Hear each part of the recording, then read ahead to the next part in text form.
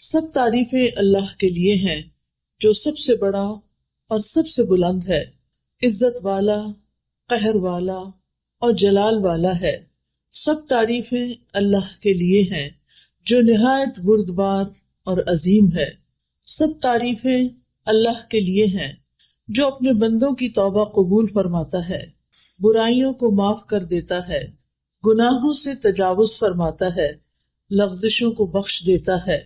اللہ کے سوا کوئی معبود برحق نہیں، وہ اکیلا ہے، اس کا کوئی شریک نہیں، اسی کے لیے ساری بادشاہت ہے اور اسی کے لیے سب تعریف ہے۔ اسی کے ہاتھ میں ہر بھلائی ہے اور وہ ہر چیز پر پوری طرح قادر ہے۔ اللہم صلی علی محمد وعلی آل محمد کما صلیت علی ابراہیم وعلی آل ابراہیم انک حمید مجید۔ اللہم بارک علی محمد وعلی آل محمد کما بارکت علی ابراہیم وعلی آل ابراہیم انک حمید مجید۔ قرآن مجید میں اللہ تعالیٰ کا ارشاد ہے، لا یکلف اللہ نفسا الا وسعها لها ما کسبت وعلیہا ما اکتسبت ربنا لا تؤاخذنا ان نسینا او اخطأنا ربنا ولا تحمل علینا اصرا كما حملته على الذين من قبلنا ربنا ولا تحملنا ما لا طاقة لنا به واعف عنا واغفر لنا وارحمنا انت مولانا فانصرنا على القوم الكافرين۔ اللہ کسی نفس کو اس کی وسعت سے بڑھ کر تکلیف نہیں دیتا، یعنی جس پر کوئی بھی تکلیف آتی ہے وہ اتنی ہی آتی ہے جتنی وہ برداشت کر سکتا ہے۔ جو اس نے نیکی کمائی یعنی کسی انسان نے، وہ اسی کے لیے، یعنی اگر ہم اچھا کریں گے تو اس کا فائدہ کس کو ملے گا؟ کسی اور کو، کرنے والے کو۔ اور جو اس نے برائی کمائی، برا کیا، وہ اسی کے ذمے ہے۔ اچھا کریں گے تو اپنے فائدے کے لیے، برا کریں گے تو اپنے ہی سر لیں گے۔ اے ہمارے رب، اگر ہم بھول جائیں یا ہم خطا کر بیٹھے تو ہماری پکڑ نہ کرنا۔ کتنی خوبصورت دعا ہے، کیونکہ ہم انسان ہیں نا، ہم بھول جاتے ہیں، ہم سے غلطیاں ہو جاتی ہیں، پھر ہم غلطی کر کے کس کے پاس جائیں؟ اللہ ہی کے پاس، کیونکہ اللہ تعالیٰ ہی معاف کرنے والا ہے۔ تو یا رب، غلطی ہو جائے تو ہمیں پکڑنا نہیں۔ اے ہمارے رب، ہم پر ایسا بوجھ نہ ڈالنا جیسا تو نے ہم سے پہلے لوگوں پر ڈالا تھا۔ اے ہمارے رب، اور تو ہم سے وہ بوجھ نہ اٹھوا جسے اٹھانے کی ہم میں طاقت نہیں، اور ہم سے درگزر فرما اور ہمیں بخش دے اور ہم پر رحم فرما، تو ہی ہمارا مولا ہے، پس کافر قوم کے مقابلے میں ہماری مدد فرما۔ یہاں پر اللہ سبحانہ وتعالیٰ نے اپنے قانون سزا اور جزا کے بارے میں کچھ قاعدے اور اصول بتا دیے ہیں۔ پہلی بات تو یہ کہ اللہ تعالیٰ بندوں پر ان کی طاقت سے بڑھ کے بوجھ نہیں ڈالتا۔ دوسرا یہ کہ انسان کو وہی ملے گا جو اس نے کمایا ہوگا، خود کیا ہوگا، محنت کی ہوگی۔ ہاں یہ ضرور ہے کہ اگر کسی نے ایک نیک کام کی بنیاد رکھ دی اور اس کے اثرات اس کی موت کے بعد بھی جاری رہے تو وہ نیکی اس کے نامہ اعمال میں جمع ہوتی رہے گی۔ اسی طرح اگر کسی نے کوئی برا کام شروع کیا، برا ٹرینڈ سیٹ کیا اور وہ مر گیا تو اس کے بعد بھی لوگ جتنے اس برائی میں ملوث ہوں گے اس کا گناہ بھی اس کے ساتھ جائے گا۔ جیسے آج کل سوشل میڈیا کا دور ہے نا، تو کچھ لوگ اپنا فیس بک اکاؤنٹ بنا لیتے ہیں اور اس پر بہت فضول قسم کی چیزیں پوسٹ کرتے رہتے ہیں، اور پاسورڈ انہوں نے بہت چھپا کے رکھا ہوتا ہے۔ پچھلے دنوں میں کسی لڑکے کے بارے میں پڑھ رہی تھی کہ اس نے اسی قسم کی کچھ چیزیں کی ہوئی تھی کہ اچانک اس کی ڈیتھ ہو گئی۔ اب وہ خود فوت ہو چکا ہے، لیکن وہ فحش فلمیں اور ویڈیوز اور چیزیں اس کی فیس بک پر موجود ہیں، اور لوگ اس برائی کو دیکھے چلے جا رہے ہیں۔ تو اب آپ دیکھیے کہ وہ اور نو مور دنیا میں نہیں، کچھ اور پوسٹ نہیں کر رہا، لیکن وہ جو کر چکا ہے، جس کو اس نے بند نہیں کیا تھا، جس پر اس نے توبہ نہیں کی تھی، وہ اس کے اکاؤنٹ میں، اس کے نامہ اعمال کے اکاؤنٹ میں ایڈ ہوتا چلا جا رہا ہے۔ تو اس لیے انسان جو بھی کام دنیا میں کرے سوچ سمجھ کر کرے کہ میرے مرنے کے بعد مجھے کن الفاظ میں یاد کیا جائے گا، ایک اچھے تعمیری کردار کے انسان کے طور پر یا ایک برے انسان کے طور پر۔ کیونکہ مرنے کے بعد انسان کے لیے جو گواہیاں ہوتی ہیں لوگوں کی، مثلا اگر آپ کا اخلاق اچھا ہے، آپ لوگوں کو فائدہ پہنچانے والے ہیں، لوگوں کے کام آنے والے ہیں، تو جس دن آپ دنیا سے جائیں گے اس دن لوگ آپ کے بارے میں کیا کہیں گے؟ کیا کہیں گے بتائیے؟ بہت اچھا انسان تھا، بہت اچھا تھا. کوئی ادھر سے آئے گا اس نے یہ فائدہ مجھے پہنچایا، کوئی ادھر سے آئے گا وہ روئے گا، وہ کہے گا وہ میرے لیے تو بہت کچھ کرتا تھا، مجھے تو بہت اچھے مشورے دیتا تھا، مجھے تو اس نے فلاں فلاں موقع پہ ہیلپ کی. یعنی لوگ اس کی اچھائیاں یاد کریں گے. اور اگر آپ نے کسی کی زندگی اجیرن کر رکھی ہے، کسی کی لائف میں زہر گھول رکھا ہے، تو مرنے کے بعد لوگ کیا گواہیاں دیں گے؟ شکر ہے گلوں لتھا، وہ پنجابی میں کہتے ہیں نا، شکر ہے جان چھوٹی، شکر ہے اللہ نے سمیٹ لیا اس کو. اور اس کی تکلیفیں یاد کر کے تکلیف محسوس کریں گے. تو یاد رکھیے کہ صرف اتنا ہی کافی نہیں ہے کہ ہم اپنی زندگی میں کچھ اچھا کر لیں تو بس اتنا ہی، یا برا کر لیں تو اتنا ہی رہ جائے گا، وہ ساتھ بھی چلے گا. پھر اسی طرح یہ ہے کہ اگر کسی انسان کی زندگی میں کچھ آزمائشیں ہیں تو ان پر بھی صبر کرنا چاہیے کہ اللہ تعالیٰ کو پتا تھا کہ میں اس کو سہار سکتی، میں اس کو برداشت کر سکتی. اللہ نے مجھ پر میری وسعت سے بڑھ کے بوجھ نہیں ڈالا، اور اللہ تعالیٰ مجھے اس کا بدلہ ضرور دے گا، وہ اس کے ذریعے مجھے پیوریفائی کر رہا ہے. کسی بھی طرح کی سختیاں حق سے، نیکی کے کام سے، اچھی چیزوں سے ہمیں روکے نہیں. اور اللہ کی ایک سنت رہی ہے، ایک طریقہ رہا ہے، وہ کیا کہ جب بھی کوئی اچھا کام کرے گا تو اس کو باتیں سننی پڑے گی، اس کو مشکلات آئیں گی. اور ایسا کیوں ہوتا ہے؟ یہ اس لیے ہوتا ہے تاکہ اس بندے کا کھرا کھوٹا ہونا جانچ لیا جائے. کیونکہ جو شخص سچا ہوگا، جو سچے دل سے اللہ کی طرف آیا ہوگا، وہ لوگوں کی باتوں سے پیچھے نہیں ہٹے گا. کیونکہ وہ لوگوں کی وجہ سے تو نہیں آیا نا کہ لوگ اچھا کہیں گے تو میں اچھا بنوں گا، لوگ اچھا نہیں کہیں گے تو میں پیچھے ہٹ جاؤں گا. وہ تو اس لیے اچھا کر رہا ہے کہ اللہ تعالیٰ کی خاطر اللہ کو پسند ہے اچھا کرنا، اور وہ لوگوں کی باتیں سن کے اچھائی کرنا چھوڑے گا نہیں. تو یاد رکھیے کہ اللہ تعالیٰ نے ہم پر جتنی بھی عبادات فرض کی ہیں، جتنے بھی ہمیں نیکی کے کام بتائے ہیں، چاہے وہ اللہ کے حقوق سے متعلق ہیں یا بندوں کے حقوق سے متعلق، وہ سارے کے سارے اتنے ہی ہیں جتنی ہماری برداشت ہے. ہمارے لیے 5 نمازیں فرض کی، وہ ایسا نہیں کہ ہم پڑھ نہیں سکتے تھے اور ہمارے لیے بہت ہی مشکل ہے، نہیں. اول تو 50 کی گئی تھی نا، یاد ہے نا، جو معراج پر نبی صلی اللہ علیہ وسلم تشریف لے گئے، اور جو باقی صرف 5 رہ گئی، مگر ثواب 50 کا ہی ملتا ہے. ہر نماز کا ثواب 10 گنا ملتا ہے، اور وہ ایک نماز کی جگہ 10 لکھی جاتی. اور یہ بھی اس امت کے لیے بہت بڑی اللہ تعالیٰ کی رحمت ہے. تو یاد رکھیے اللہ تعالیٰ کے جتنے بھی احکامات ہیں وہ سارے ایسے ہی ہیں کہ جن کو ادا کرنے کی ہم میں طاقت ہے، ہم میں ہمت ہے. اور اللہ تعالیٰ نے دین میں کوئی تنگی اور حرج نہیں رکھا. ہمارا دین آسان ہے اگر ہم عمل کرنا چاہیں، اور جو لوگ کرتے ہیں وہ بھی انسان ہی ہوتے ہیں اور وہ خوشی سے کر بھی جاتے ہیں. رسول اللہ صلی اللہ علیہ وسلم نے فرمایا، انما بعثت بالحنیفیۃ السمحۃ، مجھے نرمی اور سہولت والی شریعت دے کر بھیجا گیا ہے. نبی صلی اللہ علیہ وسلم نے یہ بھی فرمایا، بے شک یہ دین آسان ہے، جو شخص دین میں سختی اختیار کرے گا تو دین اس پہ غالب آ جائے گا، یعنی اس کی سختی چل نہیں سکتی، وہ زیادہ دن وہ نہیں کر سکتا. لہٰذا اپنے عمل میں پختگی اختیار کرو، یعنی جمے رہو، اور جہاں تک ممکن ہو میانہ روی برتو، اور خوش ہو جاؤ، اور صبح، دوپہر اور شام اور کسی قدر رات میں عبادت سے مدد حاصل کرو. آپ دیکھیے کہ فجر کی نماز کے بعد کتنا سارا گیپ ملتا ہے ظہر تک، پھر ظہر کے بعد عصر تک، عصر کے بعد مغرب تک، عشاء تک، ایک لمبا دن ہوتا ہے. چھوٹے دن ہو تب بھی، یعنی اللہ سبحانہ تعالیٰ نے ہم پر ایسی عبادت فرض نہیں کی کہ اس سے ہمیں فرصت ہی نہ ملے اور ہم دنیا کا کوئی کام نہ کر سکیں. تو اس لیے ہمیں ساری عبادات خوشی سے کرنی چاہیے، اللہ تعالیٰ کے احکامات خوشی سے قبول کرنے چاہیے، کیونکہ ان سب پر اجر و ثواب ہے، اور انسان جو کچھ کرتا ہے اس کا صلہ اس کو مل کر رہے گا. اور پھر آپ دیکھیے کہ بعض اوقات گناہ کرنے کے لیے بھی انسان کو محنت کرنی پڑتی. جو لوگ چوری کرتے ہیں وہ آسانی سے تھوڑی کرتے ہیں، اسی طرح جو لوگ اور غلط کام کرتے ہیں اس کے لیے بڑے وسیلے اختیار کرتے ہیں، لیکن چونکہ نفس اس کی طرف ہوتا ہے تو مشکل نہیں لگتا. نیکی کے لیے ہمارا نفس نہیں مانتا، ہمارے اندر سے وہ موٹیویشن نہیں ہوتی.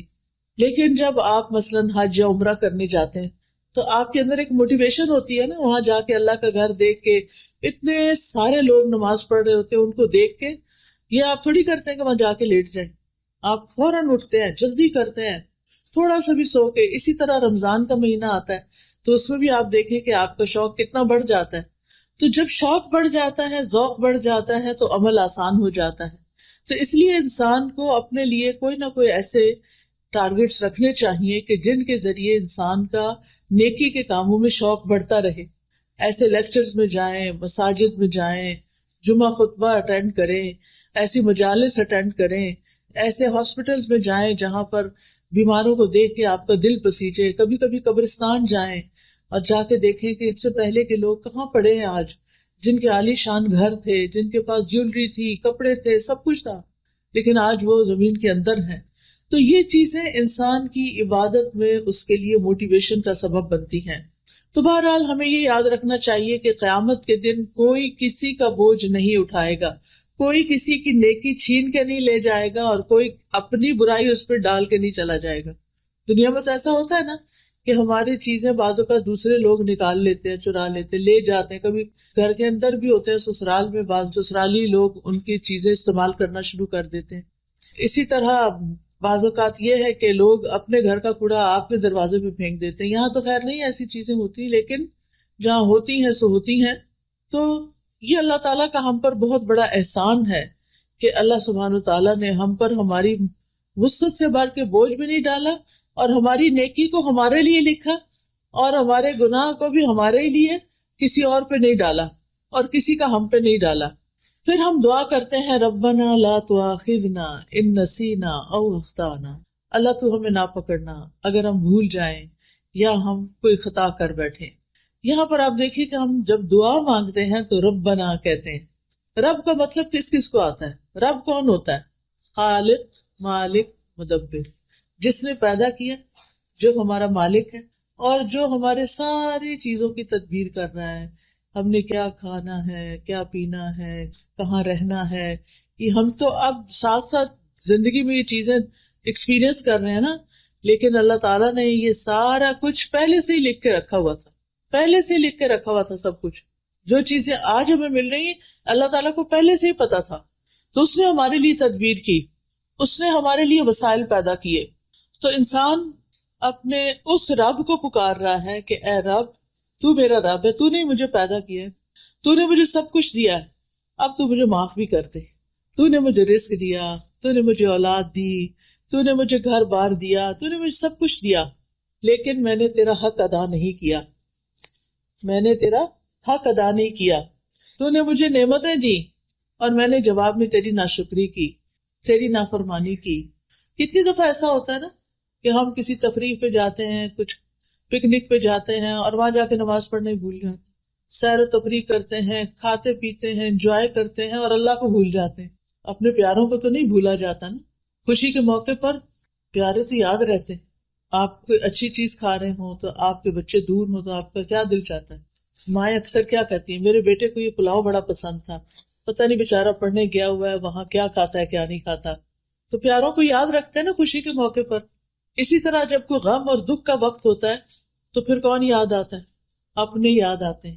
کوئی فوت ہو جائے تو سارے بے شک آ جائیں، یعنی آس پاس کے لوگ، لیکن جب کوئی اپنا آتا ہے تو گلے لگ کے روتا ہے انسان. اس کے ساتھ شیئرنگ کچھ اور طرح کی ہوتی ہے. تو اللہ تعالیٰ کے ساتھ بالکل اپنوں والا تعلق ہونا چاہیے. اللہ تعالیٰ کو قریب محسوس کرنا چاہیے. اپنا ہر خوشی اور غم اس کے ساتھ شیئر کرنا چاہیے، اس کی طرف رجوع کرنا چاہیے. نعمتیں ملنے پر شکر ادا کرنا چاہیے. تکلیف آنے پر اس سے صبر مانگنا چاہیے اور دعا کرنی چاہیے. اور یہاں پر انسان کیا کہتا ہے؟ ربنا لا تؤاخذنا ان نسینا. نسینا کا لفظ ہے نا نسیان سے. نسیان کہتے ہیں کسی معلوم چیز سے غافل ہو جانا، اس کو بھول جانا. چابی رکھ کے کہیں بھول گئے، پتا ہے کہ چابی میری ہے، کون سی ہے، کیسی ہے، لیکن پتہ نہیں چل رہا کہاں رکھ دی ہے. یعنی ایک چیز جس کو انسان جانتا ہو پھر وہ اس کے دماغ سے غائب ہو جائے، تو اس کو ہم بھول جانے کا نام دیتے ہیں. اور خطا جو ہے وہ نافرمانی کرنا ہوتا ہے، مخالفت کرنا. ارادہ نہ بھی ہو تو انسان اس کے اپوزٹ کر جاتا ہے جو اللہ تعالیٰ نے اس کو کرنے کے لیے کہا ہوتا ہے. اسی طرح کسی حکم سے جاہل ہونا، پتہ ہی نہیں کہ وہ کیا کرنا ہے. کیا ہم میں سے ہر ایک کو پورے دین کا پتہ ہے؟ ہم سب کچھ تو نہیں جانتے نا، لیکن ہماری زندگی میں ایسی سچویشنز آتی ہیں کہ ہمیں کرنا کچھ اور چاہیے، ہم کچھ اور کر بیٹھتے ہیں، ہے نا ایسا؟ تو یہ بھی خطا ہوتی ہے. کبھی آپ ڈرائیونگ کرتے ہوئے راستہ بھولے اور آگے جا کے آپ نے کہا یہ تو میرا روز کا راستہ، پتہ نہیں مجھے ہو کیا گیا، میں نے ایگزٹ مس کر دیا. ہوتا ہے نا، جان بوجھ کے کیا ہوتا ہے نہیں. کیوں؟ باتوں میں لگ جاتے ہیں.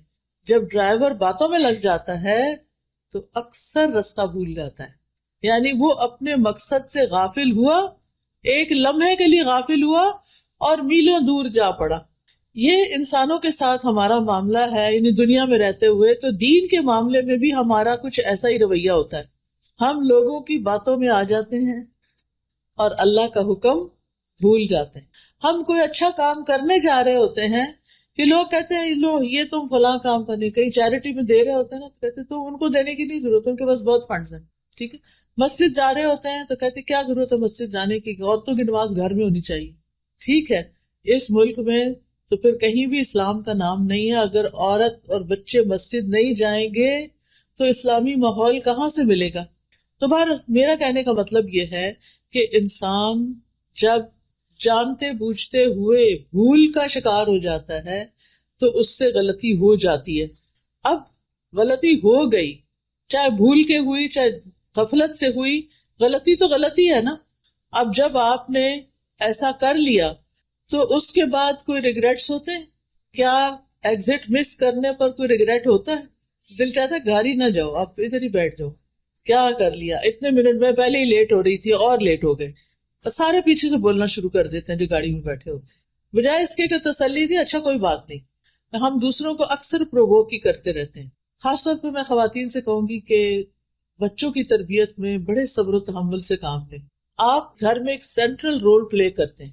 آپ کے اوپر آپ کے ہسبینڈ ہیں، ہسبینڈ کے اوپر ان کا باس ہے، آپ کے نیچے آپ کے بچے ہیں اور بچوں کے بھی لیولز ہیں.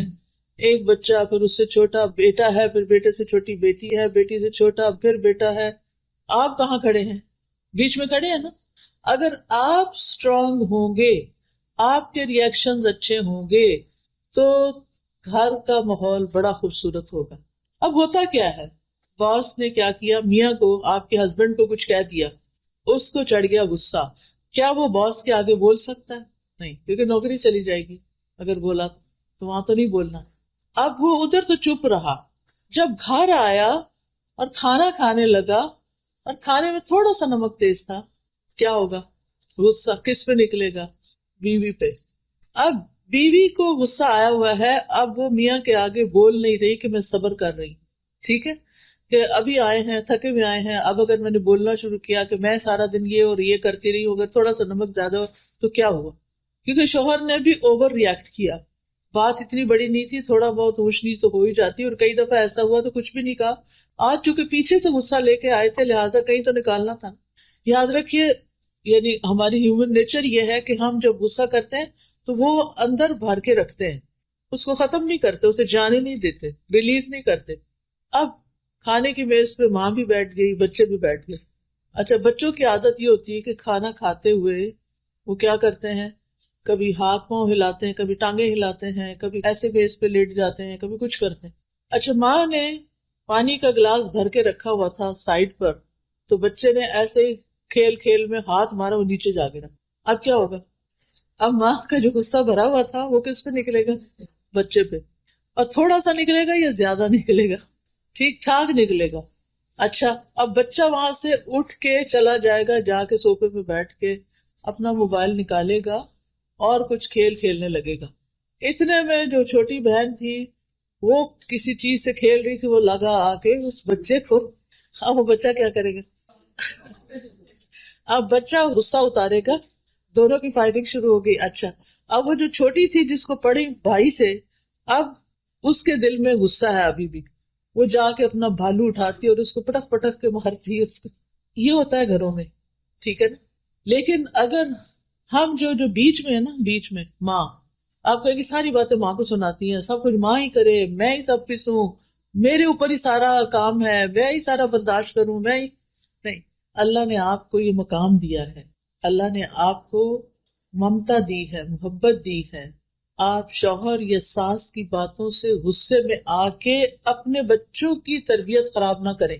بچے صرف آپ کے لیکچر نہیں سنتے، بچے سی سی ٹی وی کیمرہ جو ہوتا ہے نا، اس کی طرح باریک آنکھ سے ہر کچھ دیکھ رہے ہو. کھیل رہے ہوتے ہیں، کان ان کے سارے آپ کی طرف ہوتے ہیں، ماما کس سے باتیں کر رہی ہیں، کیا باتیں کر رہی ہیں. اگر وہ آپ کا موڈ آپ دیکھتے ہیں تو پریشان ہو جاتے ہیں، اگر آپ اوور ایکسائٹیڈ ہیں تو ضرور کمنٹ کریں گے. اچھا پھر کیا ہوتا ہے، جو آپ کر رہے ہوتے ہیں نا وہ بھی وہی کرنا شروع کر دیتے ہیں، اور فار لائف ان کے اندر وہ عادتیں آ جاتی. تو یہ سلسلہ ختم نہیں ہوتا. ہونا کیا چاہیے کہ پہلے شخص سے جو غلطی ہوئی ہے نا، جو باس سے غلطی ہوئی، اگر وہ اللہ سے ڈرتا ہے تو اس کو اللہ سے بھی معافی مانگنی چاہیے، اور جس پہ زیادتی کی اس سے بھی معافی مانگنی چاہیے. کیا جو ہم سے چھوٹا ہو اس سے سوری نہیں کرنا چاہیے؟ کرنا چاہیے.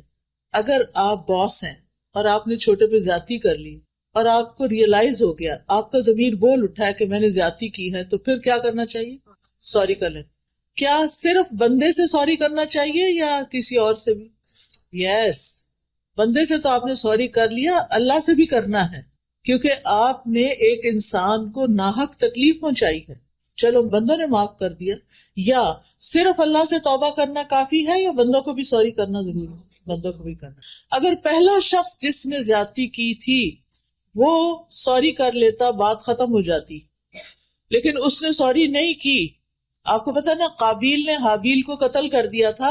اب ہوتا کیا ہے، اب تک دنیا میں قتل کا جو سلسلہ چل رہا ہے اس کے گناہ کا ایک حصہ قابیل تک جاتا ہے.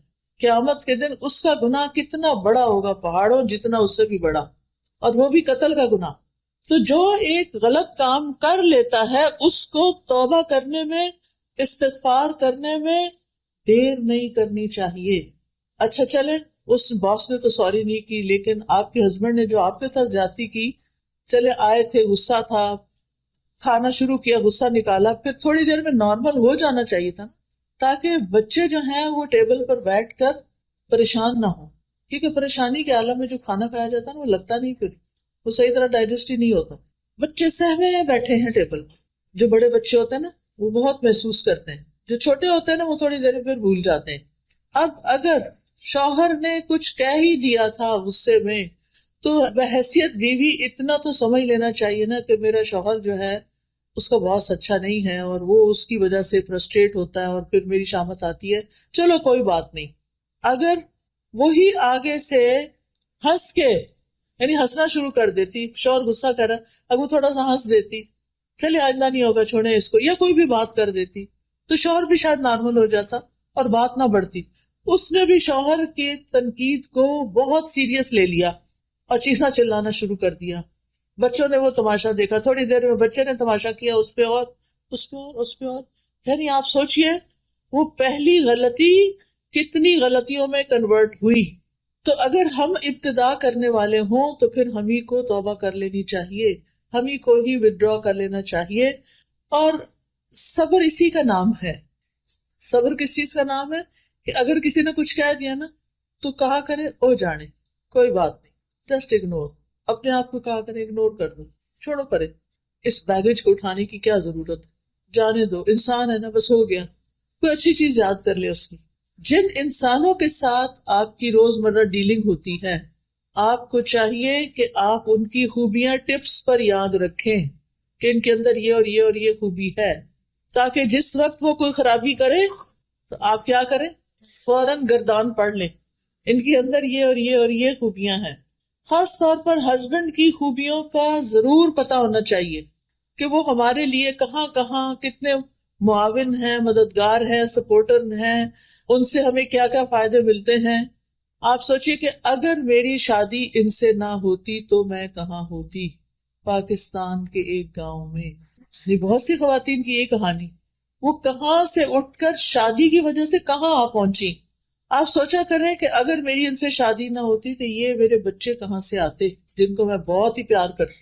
کیونکہ بعض اوقات ہم کہتے ہیں نا اس شخص سے ہمیں کچھ نہیں کبھی ملا، اللہ نے اس کے ذریعے آپ کو بچے دیے ہیں، اس پر آپ شکر ادا کریں. تو اس کے علاوہ بھی کوئی اس نے آپ کو کہیں ویکیشن پہ لے کر گیا ہوگا، کوئی شاپنگ کرائی ہوگی، گھوڑے پہ لے کر گیا ہوگا، کچھ تو کیا ہی ہوگا نا. آخر ہر انسان کے اندر، ٹھیک ہے کچھ لوگوں کی اچھائیاں زیادہ ہوتی ہیں تو وہ اوپر آ جاتی ہیں اور برائیاں دب جاتی ہیں، کچھ لوگوں کی بری عادتیں اتنی زیادہ ہوتی ہیں کہ ان کی اچھائیاں بھی، جو بڑی بڑی اچھائیاں ہوتی ہیں وہ بھی دب جاتی ہیں. تو نتیجہ کیا ہوتا ہے کہ ہم پھر ساری زندگی جل جل کے کڑ کڑ کے گزارتے ہیں. ہمارا شیطان ہمارے ساتھ جو لگا ہوا ہے نا ہر وقت، وہ کیا کرتا ہے، جب کسی سے کوئی ذرا سی ہمیں تکلیف پہنچتی ہے نا، اس کی 10 اور تکلیفیں یاد کرا دیتا ہے. اس نے وہاں بھی یہ کیا تھا، فلاں موقع پہ بھی کیا تھا، پچھلے اگلے زخم سارے تازے ہو جاتے ہیں. پھر تو آپ نے الٹ کرنا ہے اس کا. دیکھیں اگر آپ کے ہاتھ یا بازو کا کوئی حصہ جل جاتا ہے تو آپ کیا کرتے ہیں، مزید آگ میں دیتے ہیں اس کو، کیا کرتے ہیں، برف لگاتے ہیں. اچھا اور کیا لگاتے ہیں، آئس لگا کے، اور بھی تو کچھ لگاتے ہوں گے. کون سی میڈیسن لگاتے ہیں آپ، وہ کہتے ہیں ٹوتھ پیسٹ لگاتے ہیں، کچھ لوگ ہنی لگاتے ہیں. میں اس لیے یاد دہانی کرا رہی ہوں کہ عورتوں کو کچن میں اکثر واسطہ پڑتا رہتا ہے. اس وقت ایسی جلن ہوتی ہے کہ بھول جاتا کیا لگانا ہے. ہنی سب سے اچھی ہے، یاد رکھیے ہنی کچن میں ضرور ہونی چاہیے. کچھ چھوٹی موٹی بھی بھاپ شاپ پڑے، تھوڑی دیر بہت کاٹتی ہے، لیکن پھر آپ کا چھالا نہیں بنے گا.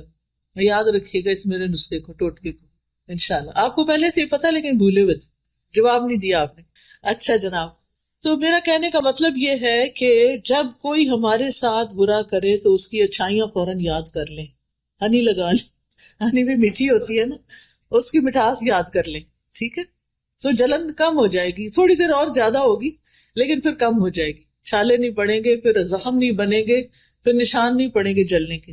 تیز ہونا، جلن زیادہ ہو جائے تو نشان بھی پڑ جاتے ہیں نا، وہ جاتے نہیں. تو ہم نے ایسے ہی جل جل کے نشان اپنے اندر بڑے پکے کیے ہوئے.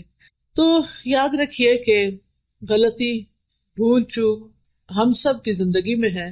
نبی صلی اللہ علیہ وسلم نے فرمایا بے شک اللہ نے میری امت سے غلطی، بھول اور جس چیز پر لوگوں کو مجبور کر دیا جائے اس سے درگزر فرمایا.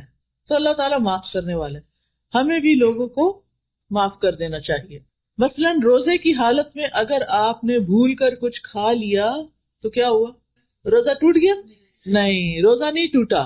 یہ نہیں کہ اور کھانے بیٹھ سے کہ اب تو روزہ ٹوٹ گیا، اب تو چلو تھوڑا سا اور کھا لو. ایسا نہیں کرنا، بلکہ اندر بھی نہیں لے جانا، یاد آ گیا تو باہر نکال دیں. ٹھیک ہے، لیکن ایک بات یاد رکھیے، ارادتاً کیے ہوئے گناہوں پہ پکڑ ہوتی ہے جو جان بوجھ کے انسان کرتا ہے. قرآن مجید میں آتا ہے وَلَيْسَ عَلَيْكُمْ جُنَاحٌ فِي مَا أَخْطَأْتُمْ بِهِ وَلَكِنْ مَا تَعَمَّدَتْ قُلُوبُكُمْ، اور تم پر اس میں کوئی گناہ نہیں جس میں تم نے خطا کی، اور لیکن جو تمہارے دلوں نے ارادے سے کیا اس پر پکڑ ہے. جس چیز کا پتہ چل جائے یہ غلط ہے تو پھر کیا کرے، چھوڑ دے. چھوڑنے کی پوری کوشش کرے. نہ چھٹ رہی ہو وہ برائی، اللہ سے خوب دعائیں شروع کر دیں، اللہ میں اپنی اس بری عادت سے بہت تنگ ہوں، میں یہ غلط کام نہیں کرنا چاہتی لیکن I can't help myself، بار بار میں اس میں جا پھسلتی ہوں، گر جاتی ہوں. مثلاً اگر آپ کو سیل فون پر کوئی بری چیز دیکھنے کی عادت پڑ گئی ہے، آپ کا وقت بھی ضائع ہوتا ہے، آپ کی نگاہیں بھی خراب ہوتی ہیں، تو آپ اس سے چھٹکارا چاہتے ہیں، پھر اللہ کی مدد لیں، استغفار کریں، توبہ کریں اور اس ایپ کو ڈیلیٹ کر دیں. ٹھیک ہے، اور اس کے قریب نہ جائیں. لا تقربوا الزنا، آنکھوں کا بھی زنا ہوتا ہے نا، جب انسان فحش چیزیں دیکھتا ہے. قرآن مجید میں آتا ہے ولا تقربوا الزنا، زنا کے پاس بھی نہیں جانا. تو بہرحال ہم سے غلطیاں ہوتی ہیں، اللہ کے حق میں بھی ہوتی ہیں اور بندوں کے حق میں بھی ہوتی ہیں، اور پھر وہ غلطیاں بوجھ بن جاتی ہیں ہمارے اوپر. تو ہمیں دعا کرنی چاہیے ربنا ولا تحمل علینا اصرا کما حملته علی الذین من قبلنا، اللہ ہم پہ وہ بوجھ نہ ڈال جو ہم سے پہلے لوگوں پہ ڈالے. یعنی دین کے معاملے میں ہم پر وہ ذمہ داریاں نہ آئیں جو ہم اٹھا نہ سکیں، یا ہم کوئی ایسا عہد نہ کسی سے کریں جس پہ قائم نہ ہو سکیں. اللہ ایسا گناہ نہ کر بیٹھے جس کی توبہ نہیں، کیونکہ شرک کی توبہ نہیں ہے نا. تو یہ نہیں کہ آپ کہیں کہ میں تو بھول گئی تھی، نہیں، شرک کسی حال میں معاف نہیں. تو اس کے بارے میں بھی دل میں رکھے کہ اللہ ہم سے شرک نہ ہو. یا یہ کہ ہمارے اوپر کوئی ایسے کام نہ آئے کہ جس کو ہم نبھا نہ سکیں، ایسی بیماری نہ آئے کہ ہم اٹھنے بیٹھنے کے قابل ہی نہ رہیں. اللہ سے دعا کرنی چاہیے کہ اللہ تعالیٰ برے بڑھاپے سے اور بدترین بیماریوں سے ہمیں بچا کے رکھنا. اب دیکھیے کہ جو بزرگ، ابھی میں گاڑی میں انٹر ہو ہی رہی تھی کہ ایک فون آ گیا. ایک آنٹی ہے کافی بزرگ، بیچاری اکیلی رہتی تھی، کہتی ہوں فجر کی نماز کے لیے اٹھی ہوں اور گر گئی ہوں، ریبس ٹوٹ گئی ہیں اور پتہ نہیں کیا کیا ہو گیا ہے، ہل بھی نہیں سکتی، ہاسپٹل میں پڑی ہوئی ہیں. ایسی دل کو تکلیف ہوئی. کہتی میری برتھ ڈے تھی اس دن اور میں اٹھی تھی کہ آج میں نے اتنا صدقہ کرنا ہے، آج میں نے یہ کرنا ہے، لیکن میرے ساتھ دیکھیں کیا ہو گیا. تو میرے لیے دعا کریں، آپ بھی دعا کریں اللہ تعالیٰ ان کو صحت دے اور ان کی تکلیف دور کرے۔ اب آپ سوچیں کہ جس شخص کی ریبز ٹوٹ جائیں اس کے لیے تو سانس لینا بھی دوبھر، تو اللہ ہمیں کسی ایسی تکلیف میں نہ ڈالنا، ایسی مشکل میں نہ ڈالنا کہ ہم دوسروں پہ بوجھ بن جائیں۔ ربنا ولا تحملنا ما لا طاقت لنا به، اللہ ہم سے وہ بوجھ نہ اٹھوا جس کے اٹھانے کی ہمیں طاقت ہی نہیں، یعنی ایسے کاموں کی ذمہ داری ہم پہ نہ آئے جو ہم نبھا نہ سکیں۔ بعض اوقات ایسا ہوتا ہے کہ انسان کی زندگی میں ایسے حادثات ہو جاتے ہیں کہ انسان کو مجبوراً وہ ذمہ داریاں لینی پڑ جاتی ہیں۔ میری خالہ اللہ تعالیٰ ان پر اپنی رحمت نازل کرے، ان کے اپنے 11 بچے تھے، جو سب سے بڑا بچہ تھا اس کی اور کار ایکسیڈنٹ میں ڈیتھ ہو گئی، اس کی اور اس کی بیوی دونوں کی۔ 4 بچے چھوٹے چھوٹے پیچھے تھے، وہ بچ گئے۔ اب آپ خود سوچیں کہ جس خاتون نے اپنے اتنے بچے پالے اور 4 یتیم بچوں کو پالنے کی ذمہ داری ان پہ آ گئی، اور ایج ایسی تھی کہ جوان نہیں تھی اب، لیکن بڑی اچھی طرح انہوں نے وہ ذمہ داری نبھائی۔ لیکن ان کو دیکھ دیکھ کے رحم آتا تھا کہ کیسی آزمائش میں آ پڑی۔ ایک تو یہ ہے کہ اللہ تعالیٰ کو پتا ہوتا کہ کون کیا بوجھ اٹھا سکتا ہے، لیکن پھر بھی ہم کمزور ہیں، کیونکہ پھر ہمارے منہ سے کوئی باتیں نکل جاتی ہیں کہ اللہ میرے ساتھ ایسا کیوں۔ یہ کبھی نہ جملہ بولیں، اللہ کو زیادہ پتا ہے کہ کسی کے ساتھ کیا ہونا چاہیے اور کیا نہیں ہونا چاہیے۔